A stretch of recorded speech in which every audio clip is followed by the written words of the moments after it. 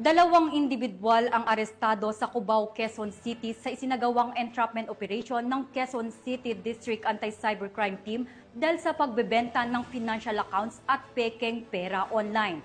Yan ang balitang aking tinutukan.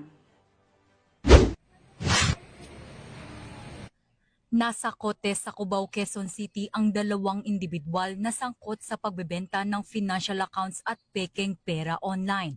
Sa pinaigting na cyber patrolling, natuntun ng mga tauhan ng Quezon City District Anti-Cybercrime Team ang post ng isa sa mga suspect na nag-aalok ng debit card sa halagang 3,500 piso.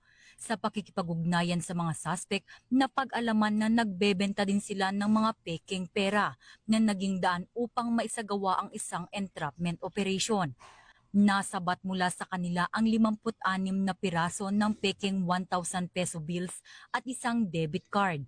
Kinasuhan ang mga suspect sa paglabag sa Anti-Financial Account Scamming Act at illegal possession and use of false treasury or banknotes and other instruments of credit na may kaugnayan sa Cybercrime Prevention Act of 2012.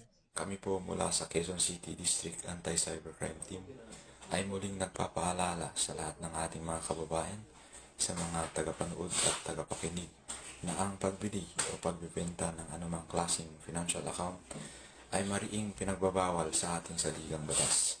Specifically under Section 5 of RA 12010 or ang Anti-Financial Account Scamming Act or AFASA, dahil maaring magamit ito ng mga cybercriminals sa kanilang pag-i-scam at maitago ang kanilang mga pagkakakilanlan. Mula dito sa Campo Crame, ako ang inyong PNN correspondent, Patrolwoman Mary Grace Artizuela, nagbabalita para sa Police News Network, alagad ng batas, tagataguyod ng Balitang Pulis.